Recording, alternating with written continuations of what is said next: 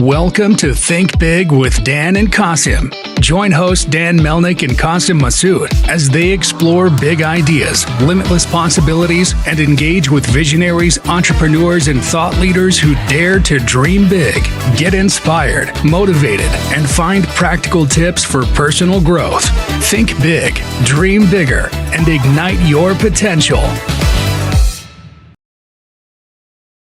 All right, welcome to Think Big with Dan and Qasim. And if you want to go ahead and introduce yourself, tell us where you live and what you do for a living. Sure. My name's Michele Burchfield. I'm the founder of Blume Honey Water. And so basically, I don't know if I'd call it doing it for a living at this point quite yet, but we are a startup business of organic honey waters. Awesome. So can you just tell our audience like what honey water is and how you got the idea for this business? Sure. So the idea of honey and water has actually been around since the first Olympiad, the idea of honey and water for hydration and energy. And actually a coach at one of my son's schools brought the idea to me, knowing that I had been in the beverage industry for decades at that point. And we sort of from there went into how do we create something that's just beautiful, that's good for us, playful on the palate. And so we spent probably about almost 2 years researching honey and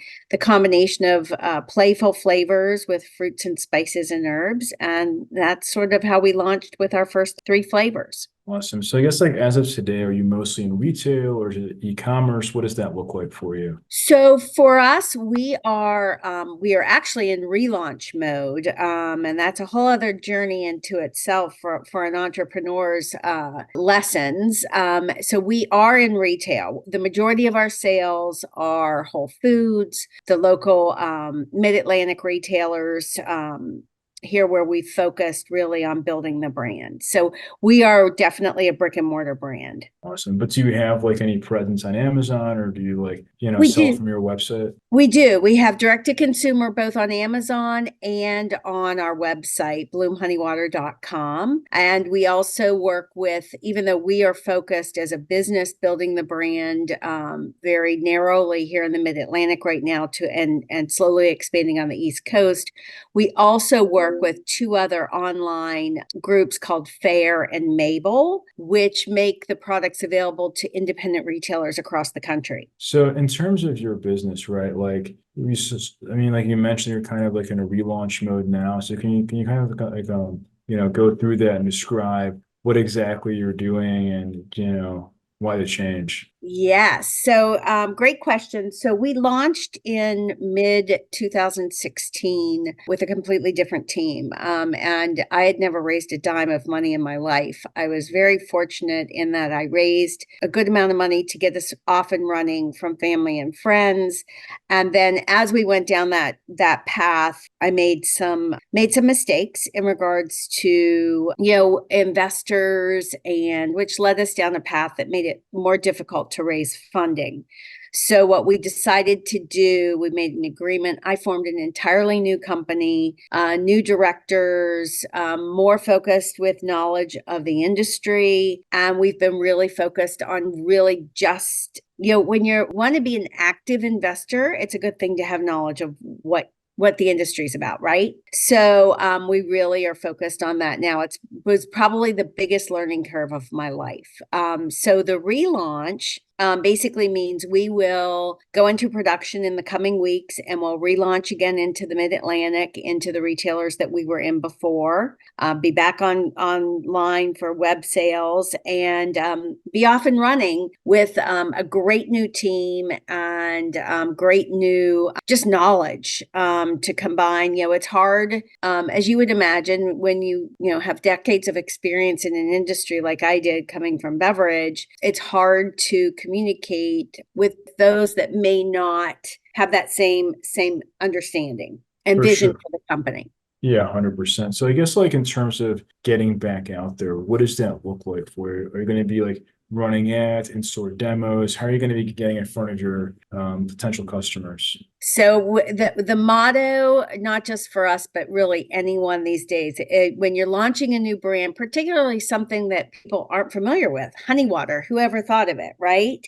So the whole premise is liquid to lips. So for us, attaching every single shiny, valuable penny to putting liquid to lips, getting demos done, in whether it's in store, whether it's at events where our targeted consumer is, like bike events, yoga events, outdoor ventures, all those different things. So you will see us actively promoting just putting the liquid to lips. For sure. So in terms of that, kind of like based off what you're saying, right? So from what I'm understanding, an ideal customer is somebody who is active, somebody like you're saying, yoga, yeah, like outdoors, folks. So you're going to be, it's like, especially now with summers coming up in Pittsburgh, right? So you're going to be kind of out like at events and meeting people who are outdoors doing these sorts of activities. Yeah, and it's really interesting because the water is appealing to anyone that has an appreciation of taste, light and refreshing. I'm a horrible water drinker and I'm a long distance cyclist. That's not a good combination, right? So I used to try and flavor my water with anything. So now I use it when I ride, because not only do I get the hydration, beautiful taste, but honey provides sort of a steady source of energy. That's the little bees honey is just an amazing ingredient in what it does. So not only do we target people that are outdoor and enjoying life, but just people that enjoy something that tastes great. It's also great for making mocktails, cocktails. I cook my oatmeal every morning with it, replacing the water. So there are just so many applications. I brine my Thanksgiving turkey with our citrus vanilla. So there are a lot of applications. And what I have found, because I figure I've probably been in front of a couple 100,000 consumers at this point, listening to them, getting feedback. And what I have found is that and marketers want you to target, right, a really tight demographic. And what's interesting is it's not an age demographic because it's across the board. I have little kids who love it and will blow me away when they love the ginger with a hot heat kick in it. The parents love it because of the low glycemic index of honey, so no sugar crashes. Then you have, 50-year-old women who are great cooks, so they appreciate the palate, and the subtlety of the mixture of all the fruits, herbs, and spices.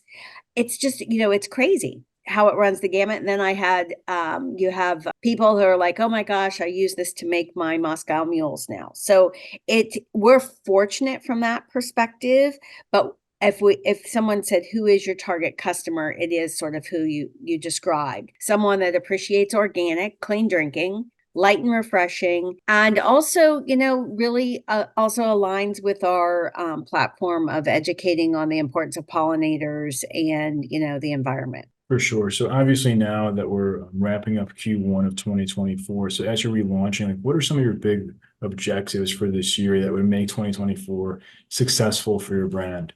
So we are targeted very narrowly in the Mid-Atlantic as we relaunch, and our focus will be reintroducing, letting our original consumers know we're back in the market, driving velocity, so driving the number of pulls off of the shelf in our current retail footprint, and then preparing for 2025 with category reviews to expand on the East Coast into new retail outlets. For sure. So, obviously nowadays, many companies are using high-level technology like AI in their business. So to use AI, and if not, where can AI come in and add value to your business? Oh boy, there's a loaded question. So we've got it's sort of a running joke. I'm an old girl, and technology and I love to use it, but I'm not great at the behind the green curtain stuff. So AI is not something at this point I have explored. However, as we go deeper into our marketing plans, I'm sure that the team that's working on that will explore when we would employ using AI. My guess is, based on the little bit of reading I've done, it's going to be unavoidable, right? There's efficiency involved in it. There's so many.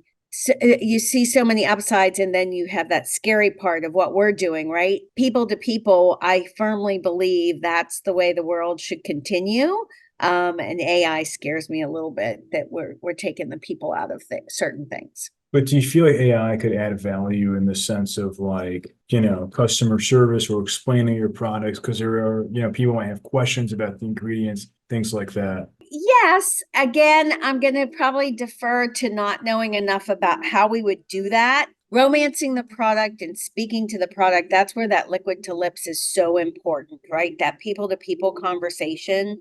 One of the things that we do that AI can't replace is when we're doing demos, a lot of the time, we're doing it with live bees. We're doing it with observation hives where we can speak to the importance of the bees, educate on the hives, then talk to the product and the taste and romancing the liquid. So, for us, it's really being with the consumer, but I have no doubt that there are ways through our website and through social that we're going to end up having to employ AI. For sure. So in terms of your business specifically, what would you say is the one biggest piece of advice that you wish you knew before you got started? Oh my goodness. That's I think I'd circle back to, I've learned so much in this journey, but I think I would circle back to really having a better understanding on funding mechanisms, how I could have done that differently, how I could have I guess vetted different things more deeply. That would be my biggest learning is, as they say, you don't want, your investors are sort of like a marriage, right? And you don't want a divorce. I think that's probably the biggest learning I've had. And then behind that would be you always need more money than you think. And everything takes longer than you think, whether it's getting authorizations at retail, whether it's funding. So you have to have, sort of you have to have patience, perseverance, and also that vetting mechanism in your brain.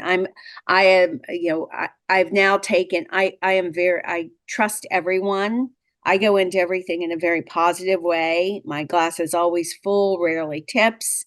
And I think I've added validation to that, trust and validate. So that's another probably big learning. For sure. So if somebody watching this wanted to reach out to you, do you mind sharing your website or social media? I guess best ways to get in contact. Sure.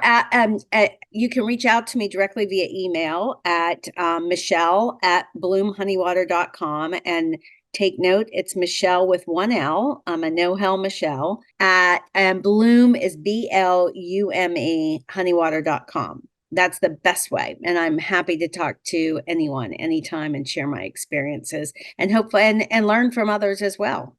For sure. Well, I just want to say, Michele, thank you so much for your time today. Oh, it's been a pleasure. Thank you for having us. Of course. Thank you. All right. Bye. Bye-bye.